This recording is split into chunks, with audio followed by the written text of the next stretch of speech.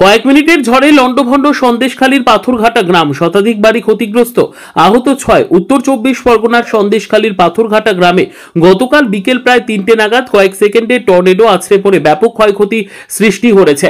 কয়েক মিনিটের ঝড়ে কাঁচা পাকা বাড়ি মিলিয়ে শতাধিক ঘর ক্ষতিগ্রস্ত হয়েছে। এছাড়াও বড় বড় গাছ ভেঙে ছিন্ন ভিন্ন অবস্থা, বিদ্যুতের তার ছিঁড়ে গেছে এবং চাষের জমিও ব্যাপকভাবে নষ্ট হয়েছে।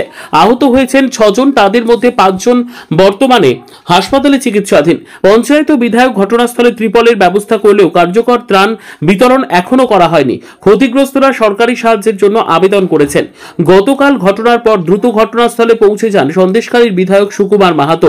তিনি ক্ষতিগ্রস্ত পরিবারদের সঙ্গে কথা বলেন, পরিস্থিতি খতিয়ে দেখেন, সাহায্যের আশ্বাস দেন। গ্রামবাসীরা জানিয়েছেন, ঝড়ের কারণে তাদের দৈনন্দিন জীবন ও চাষাবাদের ওপর বড় ধরনের প্রভাব পড়েছে। প্রশাসন ও রাজ্য সরকারের দ্রুত ত্রাণ কার্যক্রম ছাড়া গ্রামের পুনর্বাসন সম্ভব নয় বলে তারা উদ্বেগ প্রকাশ করেছেন। স্থানীয়রা আশ্বাস পেতে চাইছেন যেন দ্রুত ত্রাণ ও পুনর্বাসন কার্যক্রম শুরু হয়।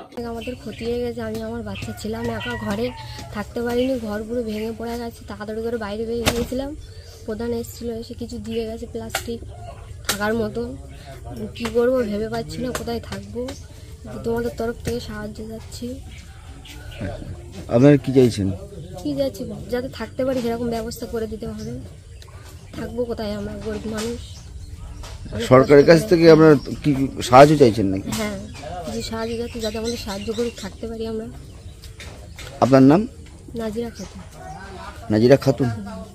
আমি ঘুমাচ্ছিলাম ঘরে, হঠাৎ করে শব্দ হতে উঠে গিয়েছিলাম, গিয়ে বাচ্চাটা কোলের থেকে ছুঁড়ে খাটের তলায় ফেলে দিয়েছিলাম। তারপর ঘরের ইট সব মাথায় পড়ে মাথা খুলে গিয়ে ঝোঁক খাটের তলায় প্রাণটা ঝাঁক করে বাঁচিয়েছি। হাসপাতালে গিয়েছিলেন? হ্যাঁ, হাসপাতালে গিয়েছে, মাথার এক্সরে করেছে, এখন রিপোর্ট দেয়নি। ওষুধ দিয়ে খেয়ে একটু যন্ত্রণাটা কমেছে। ইট কোথাকার ইট পড়লো?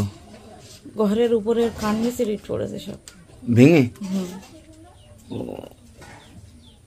আপনার নাম? মমতাজ বিবি। মমতাজ বিবি। হ্যাঁ, এটা একটু ত্রাণ দেওয়া অবশ্যই দরকার। সেক্ষেত্রে এমএলএ বা সবার বলা হয়েছে, ওরা আজকে সবার আসার কথাবার্তা বলেছে, সে মতো প্রত্যেকে দিতে হবে সাহায্য সহানুভূতি, যাতে সবাই পায়। প্রচুর ক্ষয়ক্ষতি তাদের হয়েছে, যাতে তারা ঘরদোর পায়। ঘরদোর অবশ্যই দরকার, সরকারিভাবে যা সাহায্য সহানুভূতি প্রত্যেকে পায়। সেই জন্যে আমি প্রত্যেকের কাছে অনুরোধ করেছি যে গ্রামের মানুষ এত অসহায় হয়ে গেছে যে তাণ্ডব চালিয়েছে কালকে, সেটা আপনারা দেখতেই পাচ্ছেন সব জায়গায় যা প্রতিটা ঘরে যা অবস্থা। হ্যাঁ, সেই ক্ষেত্রে আমরা এমএলএ বা কালকে প্রধান ছিল, বিডিও থেকে লোক এসেছিল, মিডিয়ারাও কিছু কিছু এসেছিল।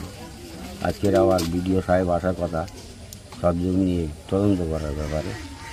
আর সেই ক্ষেত্রে আমরা বলবো যে যাতে প্রত্যেকটা মানুষের যে ক্ষয়ক্ষতি ঘরদোর হয়েছে, তারা যাতে টাকা পয়সা বা ঘরদোর পায় সরকারিভাবে, সেইভাবে।